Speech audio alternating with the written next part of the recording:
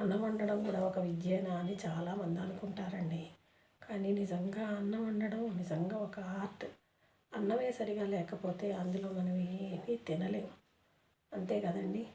అన్నం బాగా వండుకుని మనకు నచ్చినట్టుగా ఉంటేనే మనం అందులో ఏమన్నా కలుపుకు తినగలం. లేకపోతే మనకు అస్సలు తిన్నట్టు ఉండదు, అస్సలు ఆకలి తీరినట్టు ఉండదు.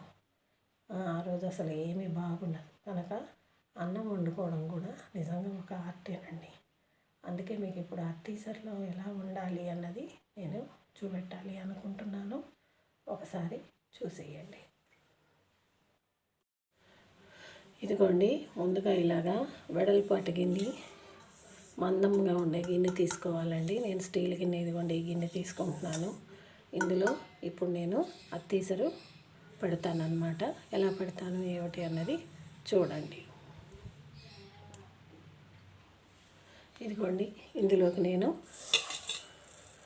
1.5 పావు బియ్యాన్ని తీసుకున్నానండి. అంటే పావుతో ఒక పావు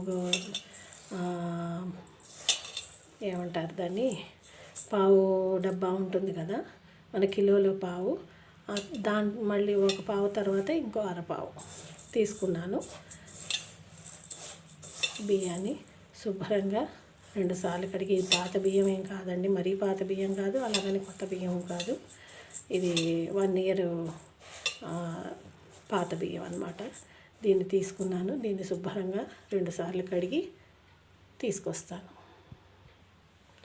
మామూలుగా చూడండి, 1 గ్లాసుకి 2 గ్లాసులు నీళ్ళు పోస్తాం కదా, అలానే పోస్తాను చూడండి.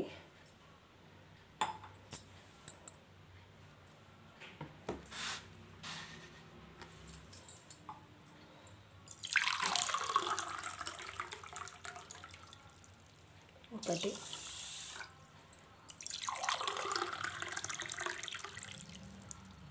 రెండు, అలానే ఇంకో పావు బియ్యం పోసాను అన్నాను కదా, దానికి ఇదిగోండి 1/2 గ్లాసు నీళ్ళు పోసాను. ఇప్పుడు చూడండి, దీన్ని ఇలా చక్కగా మధ్యలోకి ఇలా అనుకోవాలి. ఇంతవరకు నీళ్లు రావాలండి. చూడండి, కరెక్ట్గా ఇంతవరకు నీళ్ళు అన్నమాట. మీరు ఇలా పొయ్యకపోయినా సరే, గ్లాసులతో కొలవకపోయినా ఇలాగా పెట్టుకుని వండేసుకోవచ్చు. దీన్ని అత్తీసరి అంటే కొలతలు అంటారు. ఇలా కొలతలు పెట్టేసుకొని స్టీల్ గిన్నెలో వండుకున్నా కూడా చక్కగా వస్తుందండి. ఇదిగోండి, నేను పొయ్యి మీద పెట్టాను చూడండి.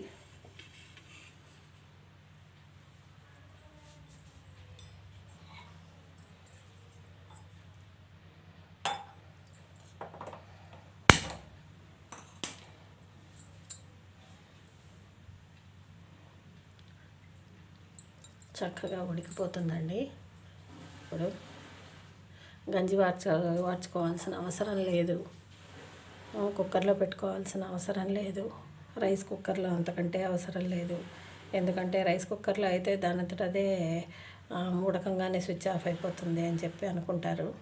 కానీ తర్వాత హీట్కి కింద ఫిలమెంట్ ఉంటుంది కదా, హీట్కి అది మళ్ళీ అడుగు అంటిపోయి ఎర్రగా అయిపోతుంది. కానీ దీంట్లో అలా కాదండి, అత్తీసరి ఇలా పెట్టేసుకోవచ్చు, చక్కగా వండుకోవచ్చు.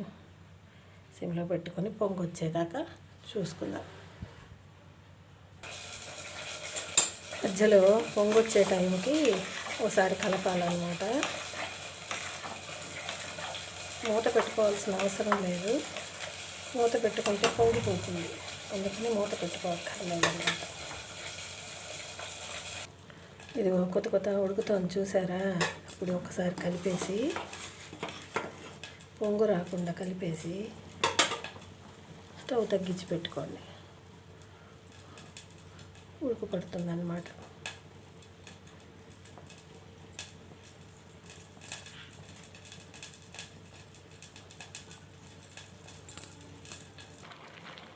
చూసారా, ఉడికిపోతుంది.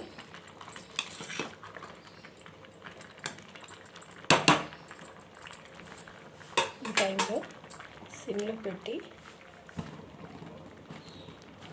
వంట సిమ్లో పెట్టాలి, అయితే అడుగు మాడిపోతుంది. మూత పెట్టేసుకోండి. మూత పెట్టేసి ఒక 2 నిమిషాలు 3 నిమిషాల తర్వాత మళ్ళీ ఒకసారి చెక్ చేసుకోండి. ఈ టైంలో ఒకసారి మూత తీసి చూద్దాము. ఇంకా తడి ఉంది అడుగున. ఒక్కసారి పైనుంచి కిందకి, కింద నుంచి పైకి ఒకసారి కలిపి బియ్యాన్ని అడ్జస్ట్ చేసుకుంటే సరిపోతుంది.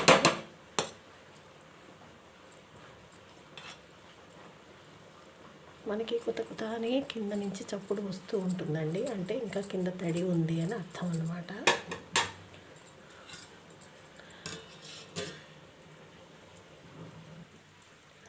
ఒక్కసారి గమనించండి, ఈ చుట్టుపక్కల అదిగోండి ఆవిరి బయటకు వస్తుంది, అంటే అడుగున తడి అయిపోతుంది అని అర్థం అన్నమాట. అడుగు నుంచి ఒక్కసారి మూత తీసి చూడండి, అడుగున తడి అయిపోయింది, కానీ ఇంకా మధ్యలో కొద్దిగా తడి ఉందన్నమాట. ఇంతే.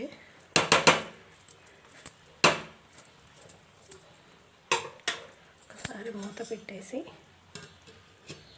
సౌండ్ వినాలండి మనం. ఒకసారి హైలో పెట్టి సౌండ్ వింటే తెలుస్తుంది. ఇంకా కొత్త అని వినపడుతుంది చూడండి. ఇంకా కొత్త అని వినపడుతుంది కదా, అంటే ఇంకా అడుగున తడి ఉంది అని అర్థం అన్నమాట. మళ్ళీ ఒకసారి సౌండ్ విని చిటచిట అంటుంది, అంటే ఇంకా స్టవ్ ఆపేయడమేనండి, అంతే. ఇంతేనండి అత్తీసరి వండుకోవడం అంటే. ఒకసారి మీరు మూత తీసి చూపెడతాను చూడండి, అన్నం ఎంత చక్కగా అయిపోయిందో కదా. చాలా సులువుగా వండేసుకోవచ్చండి.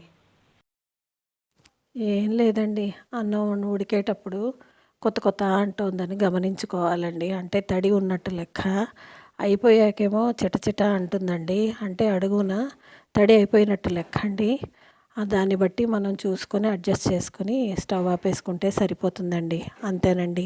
మీకు కనుక నచ్చినట్టయితే ప్లీజ్ లైక్ చేయండి, సబ్స్క్రైబ్ చేయండి ప్లీజ్.